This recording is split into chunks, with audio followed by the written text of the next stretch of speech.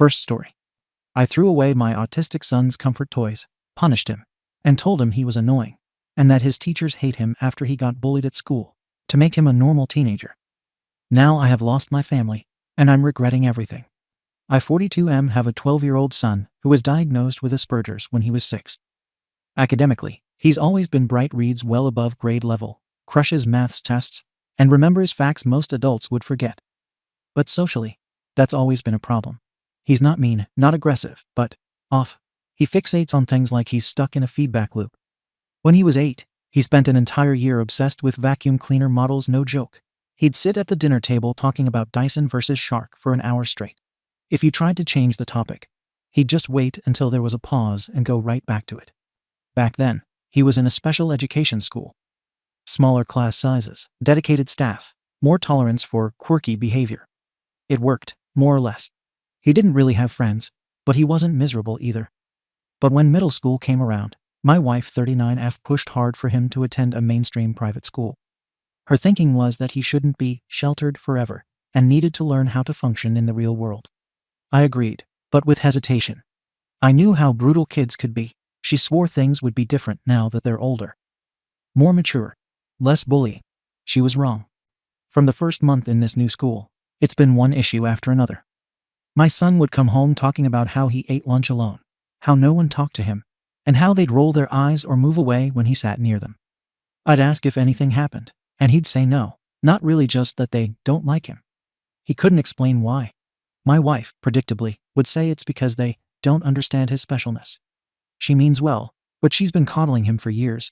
Everything that goes wrong, she blames on the other kids or the school, never our son. But the reality is, I've seen how he acts. He talks at people, not with them. If he thinks something is funny, he'll repeat it 15 times, even if no one else is laughing. He smiles like he's trying to be a cartoon character. And right now, he's into Peppa Pig. Yes, the preschool cartoon. That's what he watches every day after school. He talks about it to his peers. He's made PowerPoint presentations about Paw Patrol characters. He literally once told my cousin at a family BBQ that he prefers the 2015 run of the Emoji Movie to most grown-up movies because it's visually more stimulating. A few weeks ago, things escalated. My son came home from school crying. Some kids yelled at him in the locker room. Called him names I'm not repeating here. Said he was creeping everyone out. My wife was furious. She called the school, demanded meetings, and wrote angry emails. We attended one of those meetings with the vice principal and a few teachers, and what we heard wasn't exactly shocking, at least not to me. One teacher, his history teacher, said he's doing well in class academically, has an A, actually, but he's persistently disruptive to peers. Not in a malicious way, but in a way that makes it hard for others to concentrate. She said he'll just randomly start talking about irrelevant stuff like cartoons from 10 years ago, or ask classmates whether they think George Washington would have liked Minions. Another teacher said he'll make exaggerated smiling faces at random people in the hallway, and then not understand why that makes them uncomfortable. They all tried to be diplomatic. I get it, they're not trying to crush a kid's spirit. But the message was clear. He's not blending in. He's standing out in a way that makes middle school kids uncomfortable. And anyone who remembers being 12 knows exactly how cruel that age can be. Still, I was frustrated. I asked what the school was doing to stop the bullying, and they gave us the usual corporate nothing speak. We're aware of the issue and taking steps. But nothing changed. And the thing is, I don't think they can fix it. Because it's not just about a few bad apples. The issue is that my son is behaving in ways that, to the average 7th grader, are weird as hell. My wife won't hear any of this. Every time I try to talk about our son needing to maybe work on fitting in, she shuts it down with, he shouldn't have to change who he is. And I get that, to a degree. But we also don't live in a utopia. The world doesn't cater to people who obsess over Peppa Pig at age 12. At some point, he's going to have to learn to adapt, because the world won't adapt to him. Things boiled over a few nights ago. My son came home visibly upset. Wouldn't eat dinner. Later, I found him crying in the living room with my wife sitting beside him. I asked what happened, and he said, between sobs, "Why do they hate me?" My wife hugged him and said, "They don't hate you, sweetie. They just don't understand you." And then he asked again, "But why do they say those things to me? What did I do?" I don't know what came over me, frustration, exhaustion, maybe guilt. But I snapped. I told him, flat out, "Because you're annoying." The room went dead silent. My wife's mouth dropped open. My son looked stunned, like I'd slapped him. I continued, not yelling, not being cruel, just blunt. I told him, "Your teacher said it in your report. You constantly talk about stuff that no one else cares about. You make faces at people. And you cover your ears and run out of rooms when the bell rings. Kids don't know how to deal with that, so they mock what they don't understand." My son started crying harder. My wife jumped up, told me I was being cruel, and told him to go to his room. He ran off, and she laid into me, called me a monster, said I'd traumatized him. We yelled back and forth for 30 minutes. I ended up sleeping on the couch. The next morning, I tried to talk to my wife again, but she wasn't having it. She said I should apologize. I asked, "Apologize for what?" "Telling him the truth." She said there's a difference between being honest and being hurtful. I disagree. What's hurtful is letting him live in a bubble where he doesn't understand why kids don't want to be around him. We've spent years softening the truth, hoping therapy would catch him up socially, and it hasn't. He's still behind, and no amount of shielding is going to change that. I'm not blaming him for being autistic, but I'm also not going to lie to him and tell him everything is fine when it clearly isn't. I'm the one who's been warning for years that this would happen if we threw him into a mainstream setting without preparing him for the social expectations. My wife insisted it would be better. Now here we are, and somehow I'm the bad guy for pointing out what the adults already know but won't say out loud. We've tried therapy. He's in a weekly social skills group. I've spent hours trying to role-play appropriate conversations with him, teaching him how to read the room. It doesn't stick. He'll smile and nod during practice, but when he's back at school, it's right back to Peppa Pig and asking kids if they think the moon is fake. The problem isn't effort. He tries. But trying doesn't change how other kids see him. And let me be clear, this isn't just about cartoons. It's everything. He'll walk up to other kids while they're talking and interrupt with random facts. He doesn't understand sarcasm or inside jokes. He once told a group of classmates at lunch that his mom still helps him bathe, sometimes when he gets soap in his eyes. They laughed. He didn't get why. It crushed him, but he still doesn't connect the dots. He thinks they're mean for no reason. At a certain point, someone has to say it plainly. That night, I was the one who did.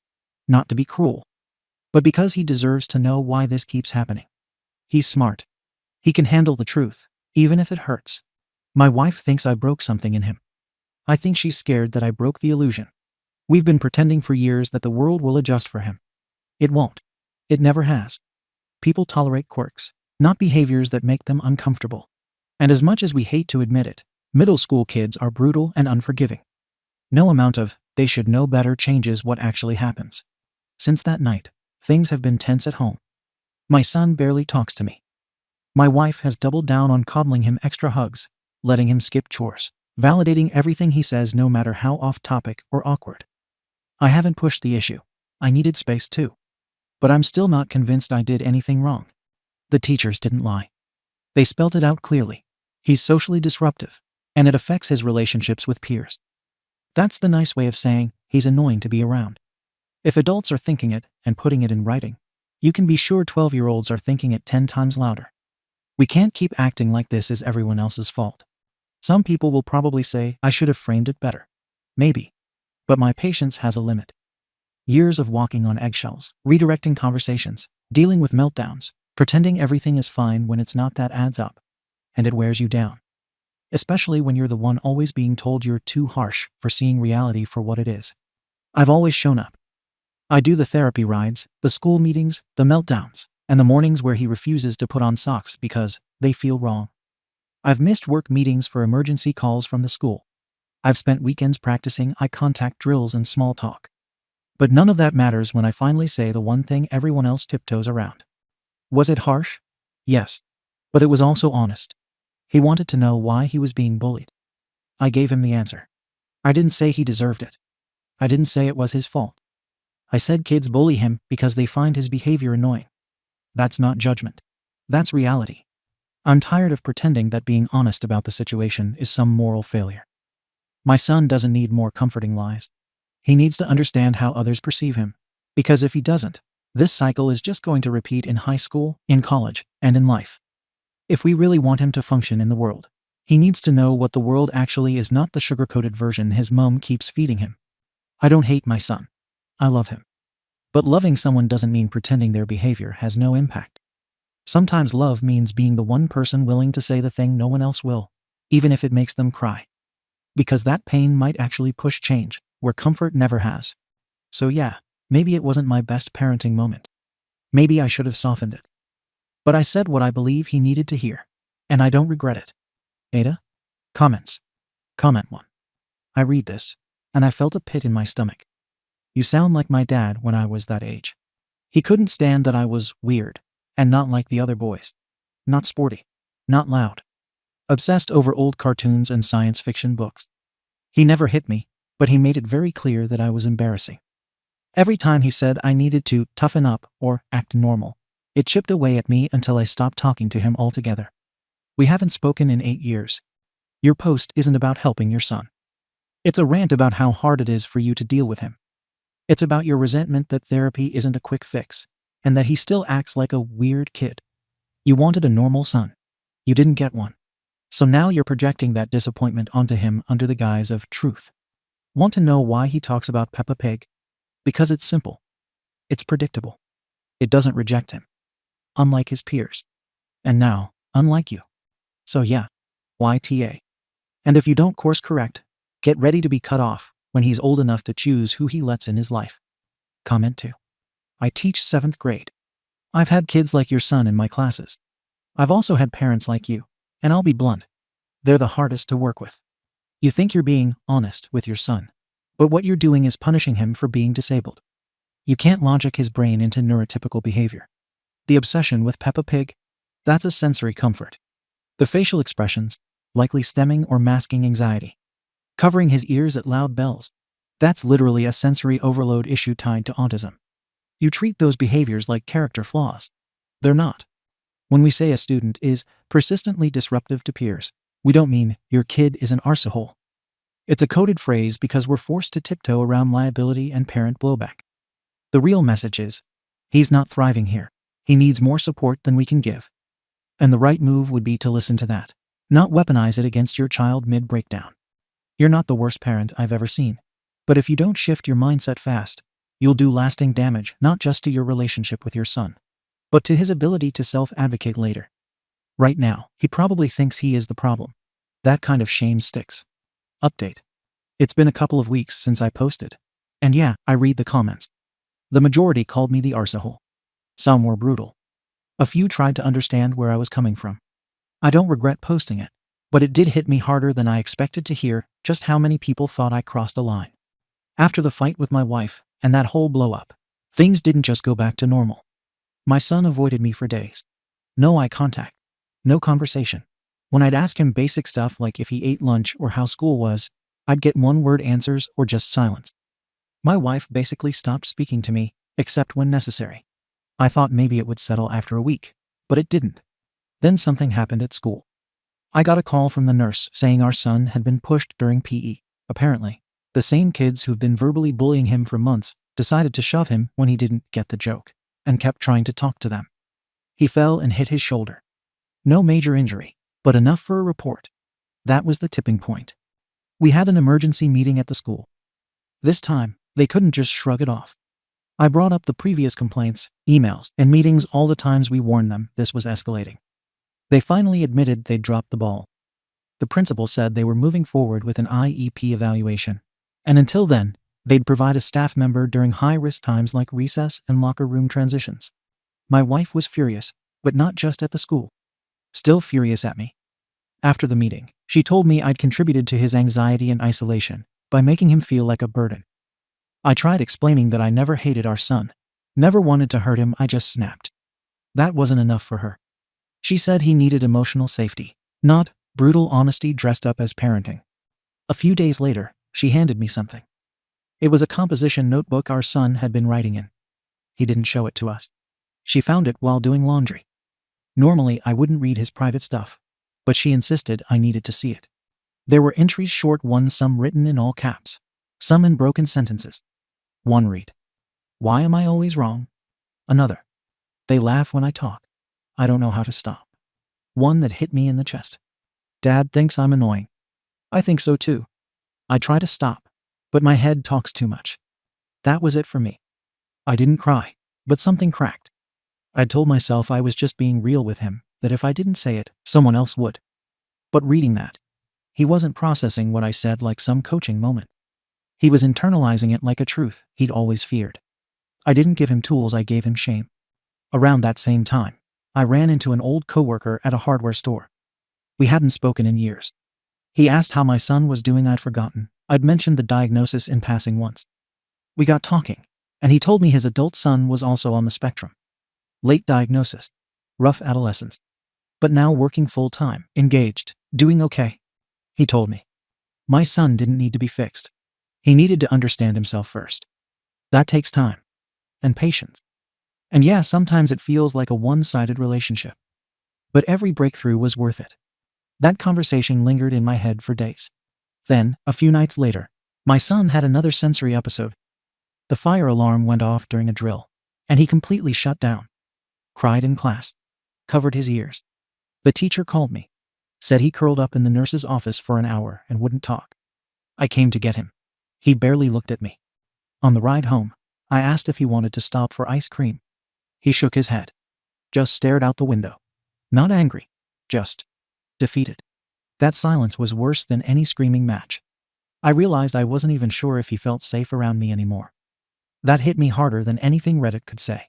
After that, I agreed to start therapy. My wife had been asking for months. I always resisted. Told her I didn't have time or didn't believe in that, talking about feelings crap. But I booked a family therapist. We've had 2 sessions so far. I went in thinking I'd get tools to fix our communication. Instead, I got hit with questions I couldn't answer. Why was I so angry at his behavior? Why did I feel the need to correct everything that made him different? Why did I think he should mask to fit in instead of helping him find people who accepted him as he is? The truth. I thought puberty would iron it out. I thought he'd start liking more age-appropriate stuff, grow out of the cartoon obsessions, and maybe blend in more. That was my plan. Wait it out. Hope for the best. That was never a plan. It was denial. There's been no breakthrough since. My son still barely talks to me. My wife is still angry, and I can't blame her. I'm trying, but it doesn't feel like enough. I don't expect my son to suddenly trust me again because I showed up at therapy twice. I'm still confused. I still don't know what I'm doing half the time. But I'm trying to figure it out now instead of just reacting with frustration. That's new for me. I know now that none of this came from hate. But good intentions don't erase bad impact. I said something I can't take back, and he's still carrying it.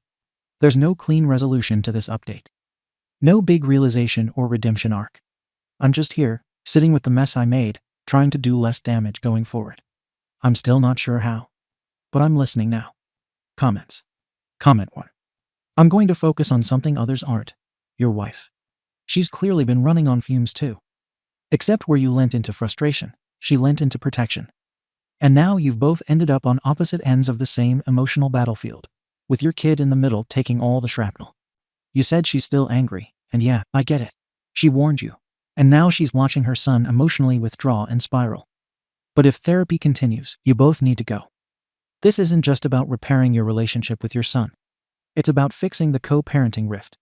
Because right now, your wife probably doesn't trust you not to emotionally damage your son again. And you probably resent that she makes you feel like you're walking on eggshells. You two have to get aligned. Because otherwise, this kid is going to keep getting 2 different messages. One says, you're fine, don't change, and the other says, you have to mask to be loved.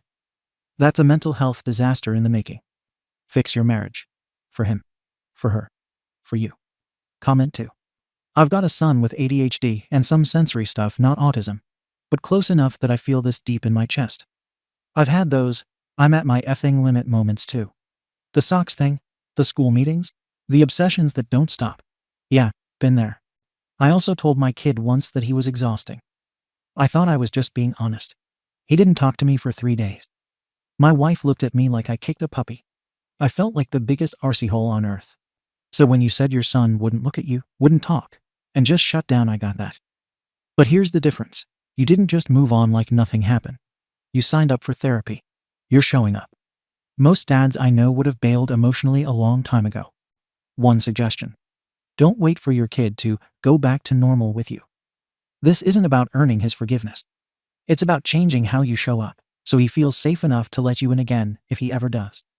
Keep at it. Comment 3. I'm not going to pat you on the back yet. I had a dad who meant well, but constantly made me feel like I was hard to love. Everything I did was too much or wrong or embarrassing. He didn't scream or hit. He just looked disappointed all the time. That SHT sticks. When I was 13, he died. And guess what I remember? Not one single hug. Not one, I'm proud of you. Just silence, side eyes, and lectures. So when I read about your kid staring out the window after the alarm, yeah, I see myself. That dead stare. That's him disconnecting. You've got a shot to fix this. I'm not saying redemption arc or therapy saves all. Cue happy music. But you can choose not to be the dad he remembers with dread. Be boring. Be stable. Be present. That's what matters now. Because if he ever stops needing you completely, it won't be because he's grown up. It'll be because he gave up. Don't let that happen. Update. It's been another couple of weeks. I thought I was making progress, and instead I think I've gone the opposite direction. When I said last time that I didn't know what I was doing, I didn't realize how literal that was. I genuinely thought I could fix this if I just worked harder. The bullying at school hasn't stopped. The school suspended 2 boys for 3 days after the pushing incident. But that's all they did. They didn't address the culture or the ongoing harassment. My son said the same kids came back and just started whispering instead of yelling. They still avoid him. They still mock him. Now they just do it when teachers aren't looking. I started thinking the only way to stop the bullying was to make him less of a target. Not fix him. Not erase his autism. Just teach him what to talk about and how to act so other kids would stop reacting badly. That was the logic in my head. I thought, this is a skill gap, not a personality issue. And skills can be taught, right? So I started something at home I called normal conversation practice. Every evening at dinner, we sit down, and I make him go through scripted social interactions. Things like, what sports do you like?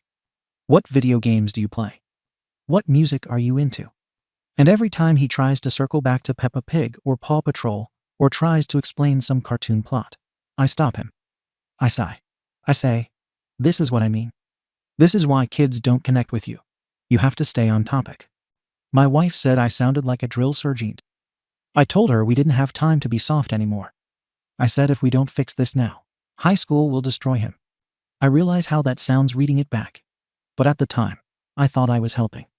Then I made the decision that has probably done the most damage yet. I threw away all his Peppa Pig stuff. I told him he needed to watch age-appropriate content.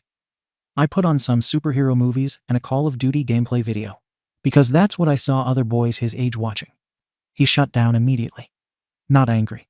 Not defiant. Just frozen. Eyes wide. Silent. Then the meltdown hit hard, rocking, crying, hands over ears, gasping.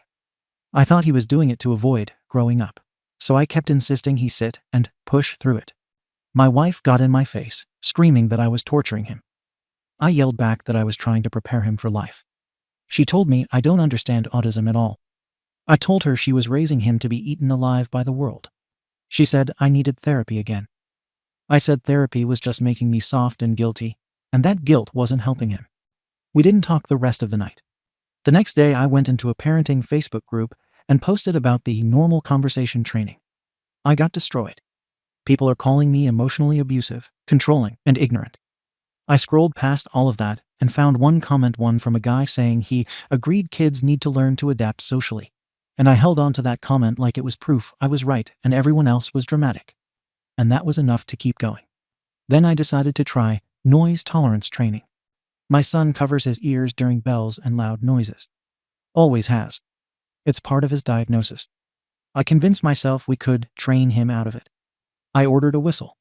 I told him we were going to practice staying calm with sound. Then I started blowing the whistle at random times during the day. Not long blasts, but sharp ones. To build resilience. He flinched every time. Sometimes he cried. Sometimes he begged me to stop. He said, "It hurts." I told him, "It only hurts because you aren't used to it yet." My wife almost called her sister to come get him that night. She said she was genuinely thinking about separation paperwork. She said she didn't recognize me anymore. She said I was acting like the world was the enemy and our son was the soldier I was training to survive it. I didn't know how to respond to that. Then I tried forcing social interaction. There are 2 boys in our neighborhood who sometimes play soccer in the cul-de-sac. I invited them over. They clearly didn't want to be there, I could see it, but I ignored it. I made everyone sit in a circle and share something about their day. The boys stared at me like I was insane. My son stared at the floor. One of the boys got uncomfortable and asked to leave. I told him to stay. He left anyway. His mom hasn't looked me in the eye since. That kid has avoided our house entirely. My son didn't say a word the whole night. I told my wife afterwards. They weren't good influences anyway. That was me protecting myself from the reality. I made it worse. Again. And then came the moment that finally cracked something in me. I took him to a middle school football game because I read a quote online that said, "Comfort zones are cages." I thought maybe if he saw other kids just existing, something would click. The noise was too much. The crowd, the yelling, the band. He melted down almost instantly. He dropped to the ground, hands over ears, crying so hard he started dry heaving. And I heard myself saying, "You're fine. Ignore it. You're fine." He wasn't fine. People stared. A few kids laughed. A mom asked if we needed help. I picked him up and carried him to the car. He cried the whole way home. My wife didn't say a word when we walked in. She just held him while he shook. That was last night. Tonight, when I sat down next to him on the couch, he flinched. Not dramatically. Just a slight pull of his shoulders, like his body braced for something. And that was the first time I actually saw what I've become to him. I don't think he sees me as the parent who's trying. I think he sees me as the one who makes him feel wrong. I am not writing this because I suddenly know the right path. I don't. I am still confused. I still have the urge to fix, to push, to drive. I don't know how to stop that instinct. I don't know how to support him without trying to change him. I don't know how to accept that this may just be who he is, and that life may not get easier. But for the first time, I'm scared that I'm not just failing him, I'm actively damaging him.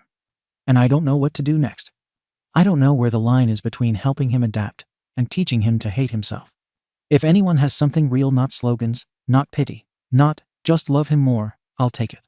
Because I can't keep going like this. And he can't either. Comments. Comment 1.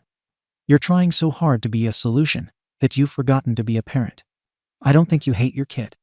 I don't even think you want him to be normal out of malice. I think you're scared SHT-less that he's going to have a hard life, and you're panicking. So now everything is a battle.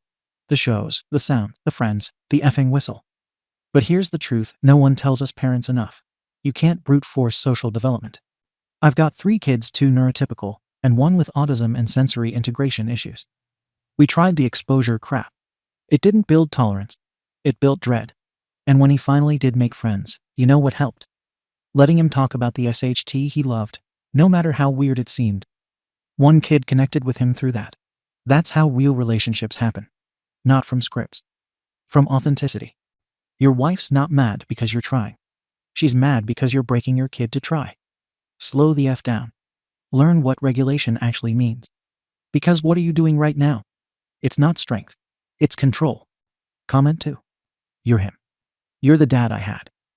The one who thought he was toughening me up, when really he was just sanding me down until there was barely anything left that felt real. You think you're teaching your kid how to survive? No. You're teaching him to hate the parts of himself that don't make you comfortable. I covered my ears at sirens too. My dad yelled. I stopped reacting. Know what I did instead? Dug my fingernails into my palms under the table. You didn't cure your kid's sensitivity. You taught him it wasn't safe to express it around you. That's what that flinch on the couch was. The saddest part? I know you don't mean to hurt him. I can tell you think you're doing what's best.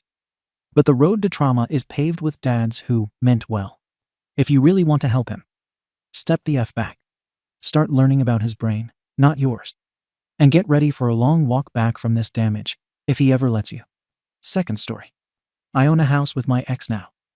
My wife demands we sell it or share it with my stepkids in the house.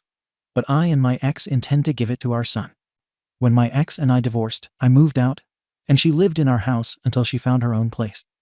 I bought the house 3 years before we got married, and her name was added to the deed when we were married. At the time of our divorce, I was 9 years into the 15-year mortgage. When she found her own place, we decided to keep the house in both of our names and rent it out because neither of us wanted to sell it. For the past 6 years, we have rented out the house and basically broken even. She manages the property more than I do, so she kept the meager profits. Now that the house is paid off, We are actually going to start turning actual profit. We agreed to a 60-40 split of the profits, with her keeping 60 because she is the one that deals with the tenants. My wife, whom I married last year, really wants me to sell this house. At first, she wasn't that insistent, but lately she has become so. She said there's no reason for me to co-own a house with my ex-wife. She also says that now that it is paid off, we could do a cash sale and make a lot of money.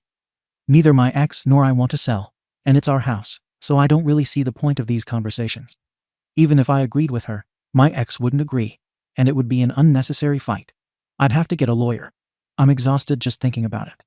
Last night my wife asked me if I intended to co-own this house with my ex forever.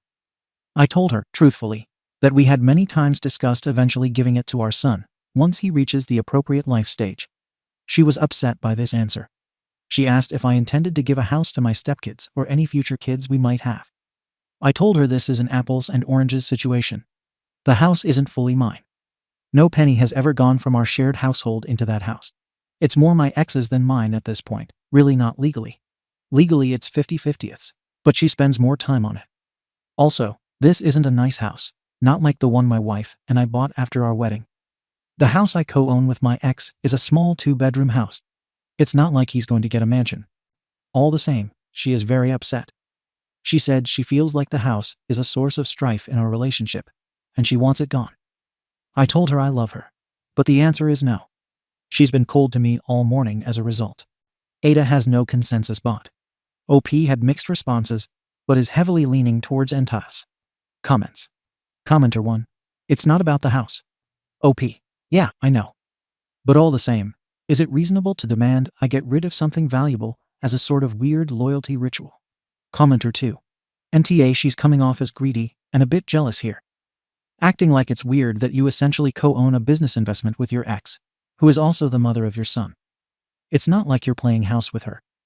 Add to that the fact she seems more focused on getting the money for herself or kids. How did you get this far into the marriage without your plans for the house coming up? Were you always clear about them, or? OP. It has come up many times, but she has gotten more insistent than she was before. Previously, it was her preference I sell it. Now it's almost a demand. Commenter 3. She sounds very firm in her opinion. Unfortunately, she does not have a say. It is your property, which will benefit your son, and most of all does not impact her. I would ask your wife why all of a sudden she set a boundary here. Furthermore, where is she intending to go with your money? Don't cave or give in. She's rude, immature, and manipulative with her treatment of you. OP. She thinks we could put the money in our retirement plans and the children's college funds. Commenter 3. Is she not able to put an equal amount into her half of the retirement plan? Also, an equal amount into her existing kids, your stepkids' college funds with her ex. Her kids with her ex aren't your burden, unless you signed papers to legally adopt them. OP. I am actually in the process of adopting them. It's just difficult because we don't know where her ex lives, so that complicates everything. Commenter 4. Why do you need to pay for your stepkid's college fund? Why aren't she and the child's father doing that? That should be no issue with you. OP. Bio dad flew the coop. Commenter 5. NTA. I fully understand your current spouse, yet I do not think she grasps the situation fully since she cannot be in your shoes. If you and your ex-wife are on good terms, relatively speaking, consider selling your share to her if she's open to it, or buy her share to fully own it again. And please, do not add your wife's name to any future properties. Love triumphs over all, but money, like a rotten one, can spoil a fresh basket of fruit. OP. My wife's name is on our current home, as it should be. Regarding my ex buying me out, I don't think that's fair to her. So she should shoulder the financial burden of something for the benefit of our shared child. Commenter 6. You've been married for a year. Who owned your current home when you married? You should consult a financial counselor right now to get a reasonable plan because, as things stand, you could be headed for a bigger financial mess with your second wife. OP. We bought it together right after the wedding. Commenter 6. Did she contribute a significant amount to the down payment? Is she employed now? OP. Yes. A quarter of the down payment came from her. We are in the same earning bracket. She makes almost as much as I do. Since she has 2 kids and a deadbeat ex, she wasn't able to save as much as me before we married.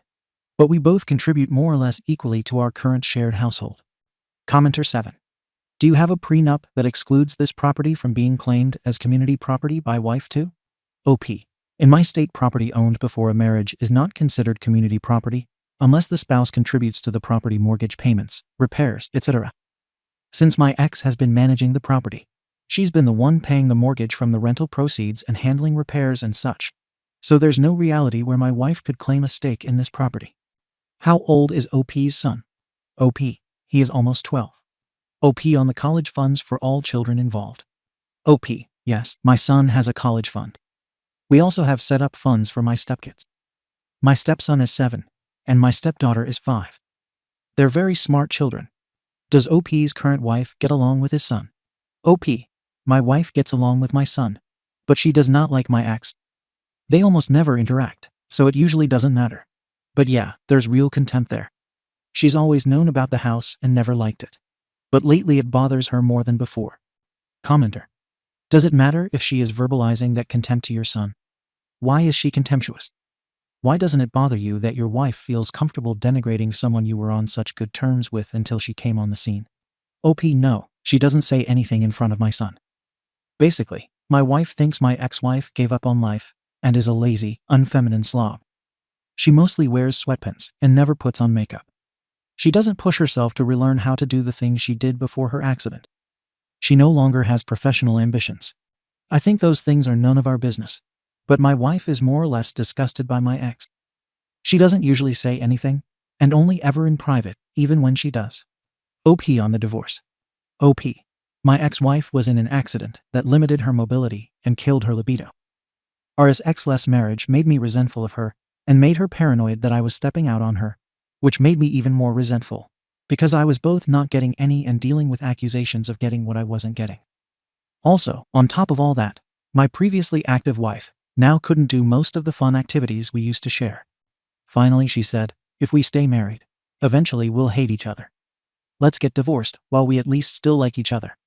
You'll be free, and all I ask in return is that you look out for me. So that's what we did. I got to move on and marry someone I'm compatible with. And I'll always make sure she and our son are happy and healthy. It was her idea to get divorced because her paranoia about me potentially cheating on her was driving us both crazy. OP's and his current wife's ages. OP, I am 37, and she is 31. Commenter 8. Which is another long-term commitment that would appear to ignore a major pre-existing problem. How does your wife relate to your son? Does she dismiss his concerns as being spoiled because he's had you all to himself for most of his life? How do your stepkids get along with your son? Do you have one time with him where he feels free to be open about how she treats him? Do you not see how this whole situation screams counseling now? OP, they talk a lot. She is always pushing him to think about and engage with the world around him. I think she likes having a kid in the house that can talk about things a little deeper than cartoons. My stepkids love my son. They look up to him and think he's really cool. We don't have a lot of one-on-one time anymore because there are so many of us living together. But we talk when I drive him to extracurriculars. Commenter 9. Your first wife wedged herself into being a shared owner of an asset wholly owned by you and protected in a divorce. Your second wife is trying to do the same. It's up to you when you want to learn this lesson. Now or in 7-10 years. OP, what are you talking about? My ex-wife didn't wedge anything. For our entire marriage, she paid half the mortgage. When we redecorated, she was the one that painted. She was the one that maintained the garden. She was the one that kept the house clean. That counts for nothing. So what? She was just my indentured servant. Some of you have very gross ideas of women. Update. Well, I decided to make some changes to the house situation, but my wife didn't like them. My ex and I are filing a new deed where we each gifted our son a portion of our equity that falls just under the annual gift tax exemption. If we do this every year, by the time our son is 18, the house will be fully or almost fully his. No tax penalty. To say my wife was pissed would be an understatement. I am going to use my share of the rental proceeds, split 4 ways to buff up the college savings for each kid, mine, hers, and the baby we are trying for. My wife is unhappy with all of this. I told her the house is an asset from my previous marriage, and so it goes to the benefit of my son from the marriage. Any assets she had with her ex would be rightfully my stepkids if such assets existed. I basically said we need to get past this, because if we are going to bring a baby into this world, we can't be fighting about such a non-issue. She said she would accept it and move on, but she needed some time to do so. Basically, that's the resolution. Clarification. A lot of you are confused about what the initial understanding concerning the house was. My ex and I invested money in this house.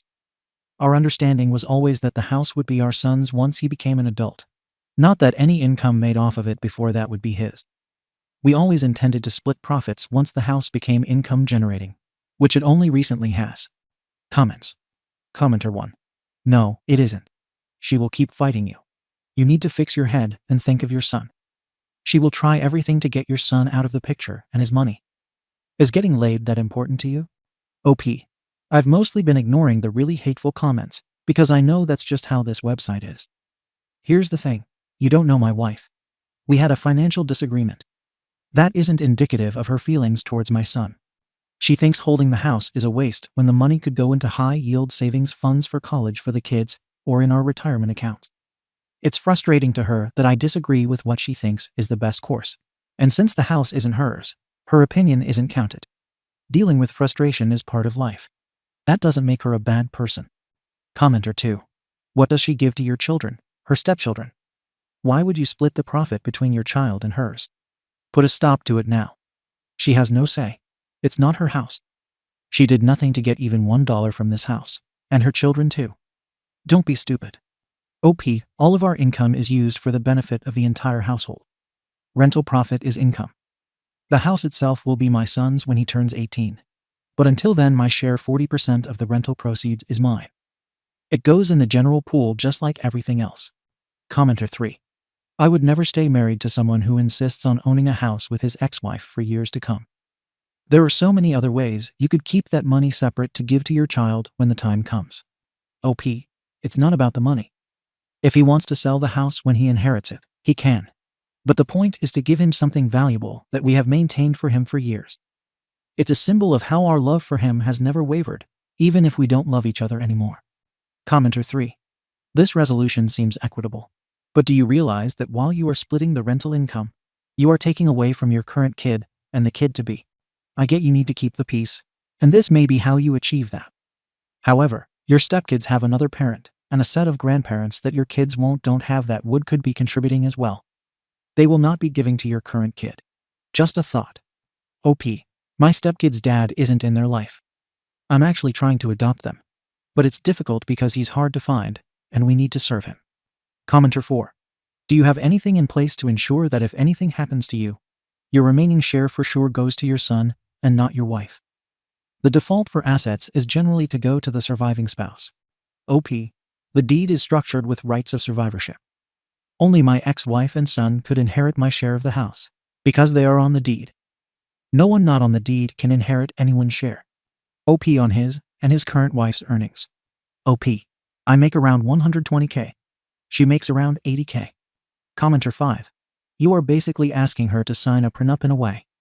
And you have half a house, but not exactly a high roller situation. This is not as cut and dry as this thread makes it seem. You are essentially bringing in, let's say, $300K into a marriage. You are telling her that is for your son, not her. And it is your money, not your son's. That is fine. But I don't think it is strange for her to think that money could be used to grow your future family. Not only that, but you are tied up in a rental situation with your ex for the foreseeable future. OP, no, all incorrect. First of all, but least importantly, this house isn't worth $300K. It's a small 2-bedroom. Secondly, I didn't bring it into the marriage. My ex and I made a deal concerning this house before I ever met or married my wife. This house was always intended to eventually be for my son's benefit. It's not a marital asset. Not a penny of her money ever went into it, and not a penny of my money went into it after our marriage. So no, I didn't bring it into the marriage. OP responds to a longer comment on profit sharing and investments from the property. OP, I understand that you want to believe that. However, I go off of what attorneys say, specifically mine. It's very common for profit sharing not to be even. My ex-wife and I invested money in the property. It is completely legal for us to get some of it back. I understand that feels unfair, but that's the reality. It's completely allowable to make your child a co-owner of your property while not giving them a share of the profits immediately. OP on the divorce agreement regarding the house/property. OP, the divorce agreement made us 50/50ths co-owners of the house. We wanted to save the house to give to our son in the future, but didn't formalize that in the agreement just in case. If something horrible were to happen, we wanted the option of liquidation. Like if her medical situation worsened and she needed the cash. We wanted flexibility, but we always had an understanding. My wife was aware of this. Commenter 6. Have you considered the tax consequences besides the annual gift tax exclusion from gifting the house over several years? There are several things going on. Property being rented. Depreciation. Gifting over several years. Your son's basis is your original basis, so when he goes to sell many years from now, that will cause substantial gains. Depreciation recapture on sale. Maybe do something else. I hope you consulted a professional. OP. I consulted a professional. This is the method that saves everyone the most money. Thank you for watching the video. If you are interested in listening to these kinds of stories, we've got more in store for you. Simply subscribe to our channel, hit the like button, and share it with your friends.